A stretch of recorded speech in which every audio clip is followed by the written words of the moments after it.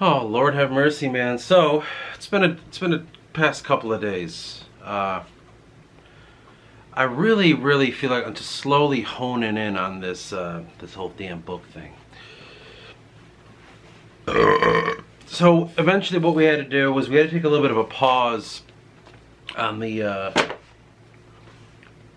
review of the first draft because I needed to really explore a few things. And in exploring a few things, I realized I needed to have a lot more answers. And realizing that I needed a lot more answers, I realized that I needed to really focus my attention on this. Now, simultaneously, I've been working with someone on certain aspects of the book when it comes to the very ethereal stuff.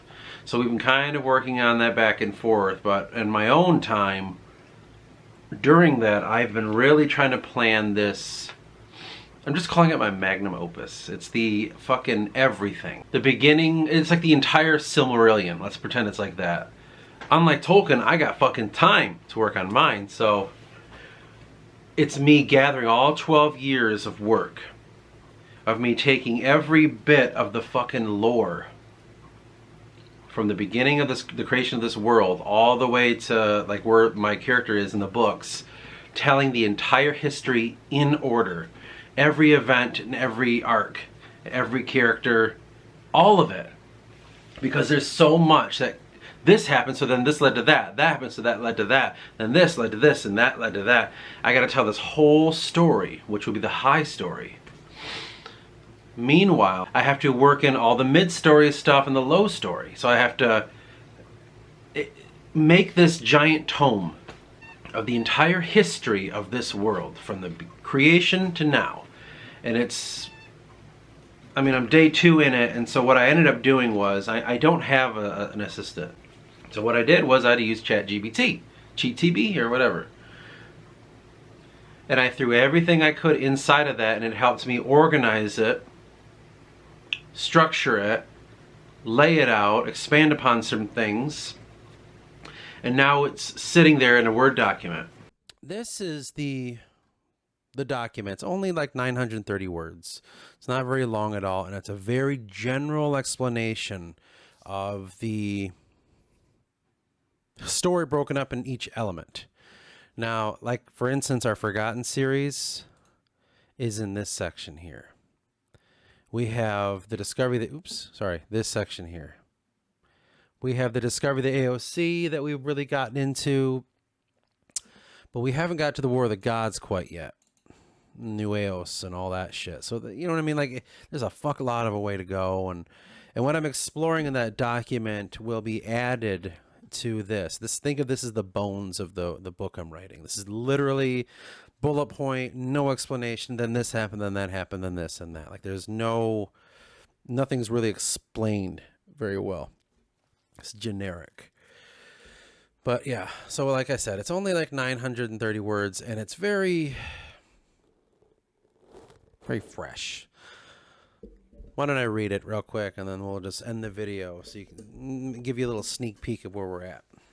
The genesis of Yuandra and the Titans of Dominion. In the time before time, there existed beings known as the Titans, once earthly occultists who transcended the boundaries of their dimension. Through their creation of the Cathedral of the Soul, they achieved a form of transcendence, escaping the confines of their universe. This mystical edifice, the cathedral, became a conduit to a realm beyond the fabric of time itself. Here the Titans discovered and harnessed an immense power source, a realm of order and chaos known as Yuandra. This realm was not merely a creation, but a farm for worship and energy, a place to extract boundless power for their cosmic endeavors. The Titans, driven by their occultist purpose, fashioned Yuandra as a picture world, an ideal state devoid of chaos, where worship could be cultivated.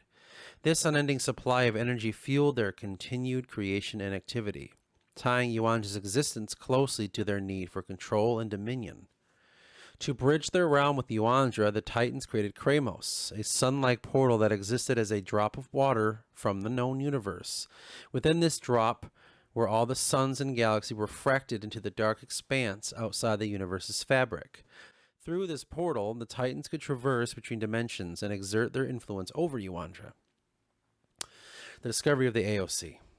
During the era known as the discovery of the AOC, which is not what it's called, but whatever, the Titans were not alone in their cosmic endeavors. Dove, a Titan of great power, ventured into the fractal dimension known as the Circle, or a realm of infinite interconnected dimensions. Within this enigmatic space, Dove found the AOC, beings of remarkable essence who were being consumed by Theis, a malevolent Titan seeking to harness their power. Dove recognized the peril faced by the AOC, intervened, and rescued them from Theseus' grasp. He guided them to Yuandra, a realm inhabited by the Anaku, a race created by the Titans to dwell within Yuandra's expanse. Here, Dove established a hidden ward, allowing the AOC to live amongst and alongside the Anaku in secret, sheltered from the Titans' reach. The War of the Gods and the New Eos. The Aeon evolved from the AOC, eventually sought to establish dominance over Yuandra, led by Oapake. The Aeon sought to shape the world to their will. This ambition set the stage for a monumental conflict known as the War of the Gods. The Titans, desiring to maintain their control over Yuandra and its energy, waged war against the Aeon. The battle raged in the astral realm, a place where the Titans and Aeons clashed in perpetual stalemate. Amid this cosmic struggle, Oapake created the New Eos, bearded pygmy guardians tasked with protecting the hidden doorways, known as the Floating City. This sacred site, hidden deep underground, was a crucial location connected to Yuandra with the realms of the AOC. The Floating City housed the Temple of Doors, where countless portals allowed transcendence between realms and access to Opake's mind. However, the Titans' relentless assault led to the emergence of dark forces from these portals, threatening the New Eos. Despite their valiant efforts, the New Eos nearly exterminated, their final stand being the Cloaked Raiders, led by Bentan. These beings encased themselves in stone, awaiting a further moment to rise again, echoing the Arthurian legend of warriors trapped in the mountain. The creation of mankind and the fall of Oapake. In secrecy, Oapake created mankind and placed them in the dark Trinity Forest, a sacred place away from Anaku's sight. However, Oapake was eventually betrayed and imprisoned by the Anaku, who used him as a mere pawn in their wars. Oapake's physical body was imprisoned within the World Tree, while mankind continued to develop in the forest, unaware of their true origins. The Titans, striving to secure their dominance, crafted their greatest warriors from the AOC husks.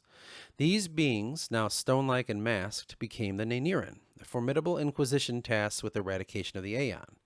They were able to enter the dreams of mortals and manipulate their thoughts, losing their humanities in the process. These husks were instrumental in the Titans' efforts to banish the Aeon and secure their control over Yuandra. Now, the Neniran and the cleansing of Yuandra.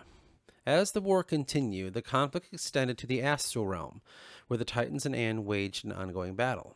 On Yuandra, the Neniran, led by Quinlan, sought to cleanse the world of the Aeon's taint. Quinlan discovered Oapake's creation of mankind, then chose to aid them instead of destroying them. This act of defiance marked a significant shift, with some Neniran abandoning their dark creed. The rise of the Aomen, beings created by Aeon in different forests, became a pivotal moment. These entities represented expansion and colonialism, gradually pushing the Anaku from Yuandra and into the sacred forests. The story explored themes of displacement and the impact of imperialism in indigenous peoples. Gee, I wonder if that was AI or not. The legacy of the New Eos and the Aomen's rise. The Neniran, now hidden within high societies of the Aomen nations, continue to influence the world from the shadows. They serve to thwart the plans of Theis and his dark Anaku. The Serpentine Order, although their intentions and identities remain concealed, their efforts were crucial in countering the threats to Yuandra. As the Aomen expanded and solidified their power, the Anaku faced increasing pressure, leading to their retreat into the sacred forests. The story of Yuandra, rich with its intricate layers of myth, conflict, and cosmic drama, set the stage for the events unfolding in the aftermath, some 2,000 years later. And I still got like 1,000 years more of history to go. As you can see, it's very just like bullet point. And then this happened, and then that happened. But I wanted to show you the fruits of the labors, man. Like all the shit we've been doing for all this time. Like here's a snippet of what would be the introduction to the books. Like, I would expand this more and make it a little bit more easy to read, and add a little bit more of a human touch to it. But from that point, man, it's like there it goes, and then the stories begin, you know, from where we just left off 1,000 years after that, because we still got a bunch more history to go through. So now I have to go forward and to really edit that and get in there and the nuts and bolts of it, really expand on things. So I'm kind of in the middle of working on some of the Nueos stuff, which is the bearded pygmy. I got about 3 pages of stuff right now that I'm just hashing it out. I'm asking myself questions on the typewriter and laying it out here. It's never anything I'm going to show anyone. Once I'm doing that, I'm also running to the other office, so let's go over there. This one's the echo chamber because I don't have the foam walls installed yet, so it's going to be a little loud. Get used to it. Anyway, and I come into this office, and that's where I'm kind of working with that guy on this shit, you know. There's the fractal nature of the divinity. We have this, how the universe works. I'm telling him how that's all connected to the eye of God and all that shit. So, but I'm trying to work in here because I'm working on that document. Meanwhile, I come back here and I just go through all my old notes and just make sure I'm staying accurate to the lore, because man, eventually sometimes you can just do this and you lose track of things. You got to come back and just make sure your original concept is still somewhere in this new lore, okay? Because the only bad thing about that chat GTB or B whatever is it doesn't have enough memory for what I'm doing. I couldn't even finish the project with that. I just wanted to tell the history from the beginning of the world all the way to like what my characters are in just main bullet points. So then this happened, which led to that. And then that happened, led to this. And I didn't get it. There's not enough memory in it, which sucks, man. It really does. It's been, my head hurts, you know, 9 in the morning is when I stopped. And I'm just already exhausted. I'm like, oh my God. I have a whole rest of the day to go. Meanwhile, like I said, there's a guy that's been helping out the book. It's a new person that's jumping in. And he's been helping me really explore some of the elements that are a lot more ethereal, a lot more like how exactly does the portal work that leads from, you know, where the Titans stay and where the Yuandra is. What exactly is Kramos? How exactly does this work? And he's helped me explore it through more of an esoteric, one would say, sort of viewpoint. And that's exactly what's been needed. Like I've been needing esoteric help for some time. And this guy's like very, very skilled with this esoteric stuff, you know, the stuff that he's been learning so far. And man, oh man, has it been just amazing. I love whenever I need a help on the new tier that I'm discovering, boom, I'm provided that. It's why I always believe in the Creator. It's why I always trust in the Creator and say like, no, this is, whenever you ask, you shall receive, so be ready. And so it's been amazing to come up with this esoteric stuff and find the symbols inside of it and realize that it is an echo, a true myth, because it does echo a lot of crazy fucking things that are within the myths of the past, within the esoteric occult stuff, within the Kabbalism, Sufism, sorry, and all this mysticism. Like that's what this guy's very good with, and I'm like, oh, finally, I needed this. I can't wait to throw mysticism into this. I want people to read these stories and see every level, from a regular person just reading it thinking this was a very good, entertaining story, all the way to a mystic looking between the lines and finding the symbols and using those symbols, which will eventually have a grimoire with it, where it's all hidden and it's changed. It'll be for everyone, and it's oh man, dude, it's gonna be so fucking crazy, so fucking crazy. I'm just in absolute shock about all this, and it's a fucking lot. It really is, man. It's so much that I can't express just what it's like, man. I mean, like, I don't know how to make this process viewable to someone where you could just be a part of this as a documentary and just watch all this happening in real time. I don't have someone recording me, and I'm not gonna sit down and be my own cameraman and my own editor and my own. I don't. But maybe one day something like that could happen, where someone might take part in this. That would be fucking dope, because I really, really think this, just like everyone else involved, this is something that has to be done. It's so cool, dude. It's so cool. I'm astounded by it all.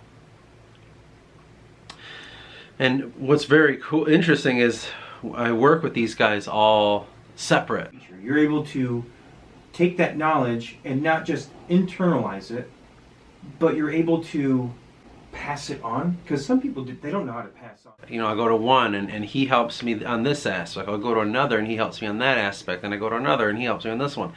So, to first address, like, with the Inakuara, we have to, like, address how they start. So, like, let's just go in order.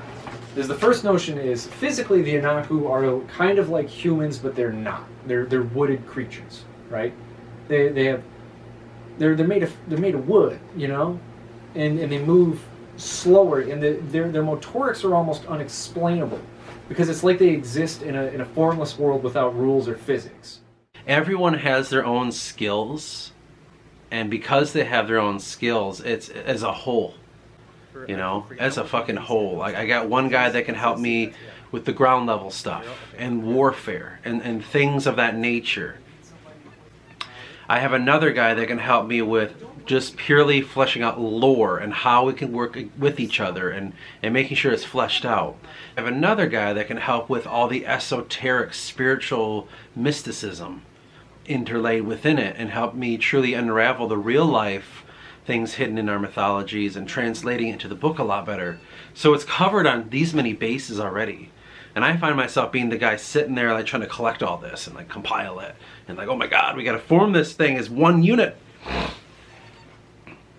The day I can get all of them in a room and we can flesh out a book, holy fuck, dude, it'll be amazing. I'm just in absolute awe of all this. Absolute awe. And it's just a long fucking road. And it's like, I think I said it recently, 12 years in and it's just getting started. Like, golly. There's so much work to be done that it really can be, it's not like demoralizing. It's just, it's like knowing you need to build this house and you already laid the foundation, the pavement. You've already kind of put up, you drew it up, you know, and you got the plans ready and you got the wood laying there and you're ready to go, and just, it's like looking at it thinking like, oh my God, there's so much to do. Not only the foundation and the support, but then we got to start adding all the inside stuff, then plumbing, then electrical, then siding, then roofing. Like, you just, it's like that. It's just, holy fuck, is there a lot ahead? Is there so much? So, saying all that, I'm trying to focus on one thing at a time as much as possible. And like I said, I was editing book 2, but I had some questions. I wanted to do something in the story, but I realized, like, I really got to flesh out some of the lore, and that led me on a side tangent to creating my Magnum Opus, to create the entire history of the world, because I really wanted to see that written out, and that needs work. So that means I'm going to have to put book 2 down, like, once again, and we need to go into that to unravel the story more. So no longer do I have to sit and go, like, why did Eris meet this guy, and who was this guy? And then I'm like, well, he's a god. I'm like, yeah, but like, which god? Why is the god there? Why is he trapped? Who was the other person? Why did he meet that thing? You know, like, I have all these things that I pull from my stream of consciousness that are all fragmented everywhere, and I have to sit down in a room and put it all together. And that's why I just realized, like, you know, the Magnum Opus, the entire Silmarillion, we'll just call it that, my version of it, has always been ethereal and in my head and fragmented, and I've never really put it together. It just never really needed to. And now it's like, no, you literally need to write this all down and make your fucking book real quick. Make the prologue to the series you're writing. So that's kind of, that's where we're at right now. And I really want to return to book 2 and work on that, but this shit really has to be solved first. There's no time to fuck around. And like, well, we'll keep kind of running in the dark on book 2. Maybe have more fun with it. I gotta start really honing in on this stuff so we can just have it there. And not only that, it does serve as a tool for the guys helping, so they can just see it in front of them. So I can tell them, like, go to this chapter, read it, that's where we're working today. And then they understand, like, oh, okay, so we're doing the snake in the portal today.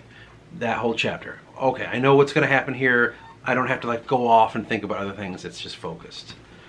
It's merely an attempt to create a semblance of order and just something easier to work on. Simplified in some way, shape, or form. It's crazy. It really is. I can't explain to you, man. Like, I can't like tell you where you'd understand it, but it's just, I fucking love doing this. It gives me a headache. It's incredibly painful. It's difficult. It's one of the most difficult things I've ever done. It takes a lot of fucking work. It takes a lot of energy, a lot of mental power. It's pushing me to my absolute limits when it comes to my mind and my writing. It's making me work harder than I've ever had to. And I love doing it, but right now I'm on vacation. The minute I go back to work, I gotta go do that fucking 40-hour-a-week shit. We'll figure that out. It'll take time. It's gonna take a lot of mental energy. My brain will grow and it will fold, as they say. I don't know, man. It's really cool to have all this happening. It's like I'm a lot in awe. I don't know. I mean, all the time I'll talk about in the videos where I'm like, I can't believe I'm doing this. I can't believe this is happening, because it feels that way, dude. It feels like it's something that I never thought I could do and never really planned on it, but then here we are. And here's where we exist now, and now we're sitting in front of this shit and it's looking back at us, and I wonder, I'm like, man, where is this coming from? You know, when I got some people helping on that ethereal, weird, esoteric shit, and I'm seeing the connections already happening in the story, certain things that when you really get into it and you realize, like, oh my gosh, that echoes this in ancient Egyptian mythology, or that echoes that. And the best I can say is it's just influenced by the world around me, you know? But that's the beauty of what it's shown me. It's shown me that there is a hidden truth within all of us. There's a hidden history, one that's an echo from an echo from an echo. And eventually you're playing some video game and they're saying something, which is they got it from this mythology, which that mythology got it from Egypt, and Egypt got it from whatever. Like, that's what we're doing. We constantly do that.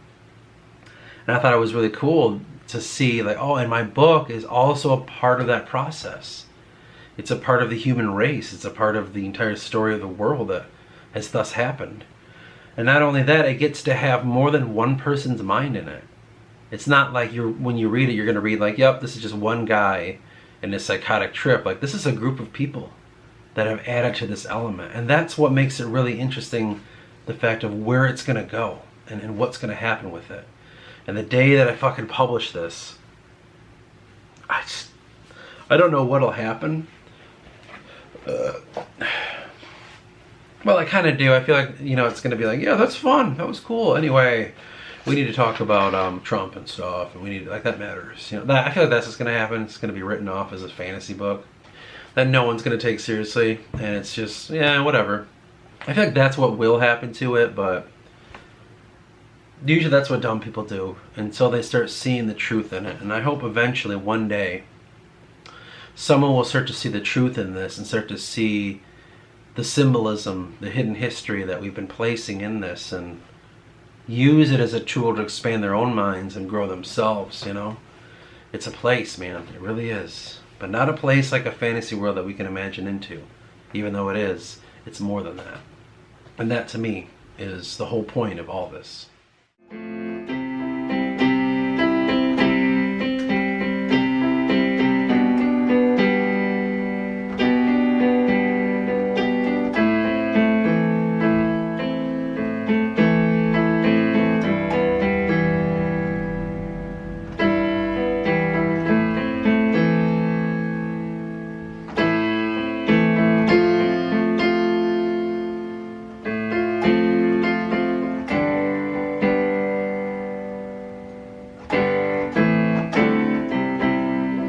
Oh, sorry.